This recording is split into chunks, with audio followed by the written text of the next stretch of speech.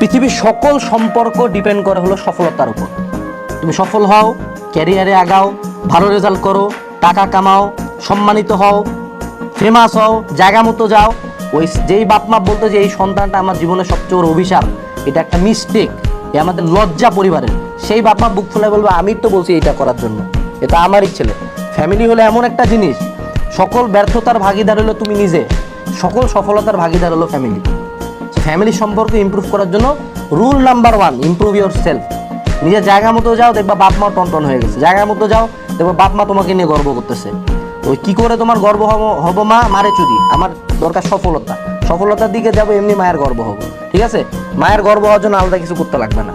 মা চায় সফলতা, মা চায় বাচ্চা থেকে, এবং এটার জন্য যদি মাই ঝামেলা হয়, মাকে একটু সরাই দিয়ে সফল হতে হবে। বাপ মায়ের জন্য যদি মরতে পারো ঠিক আছে, এই পরিমাণ ভালোবাসা ঠিক আছে, বাট ফ্যামিলি সম্পর্কের কারণে নিজের ক্ষতি করবা না। অনেক সন্তানকে চিনি যারা কমপ্লিট ডিস্ট্রয় হয়ে গেছে, ড্রাগ অ্যাডিকশন, ক্যারিয়ার নষ্ট, সব কিছু মিলায়। Don't do that, not worth it. মানে খুব কড়া কথা বলছি, হ্যাঁ গায়ে লাগতে পারে, বাট এই মাইন্ডসেটটা দরকার লাইফে টিকার জন্য। করা না হইলে দুনিয়াতে টিকতে পারবা না।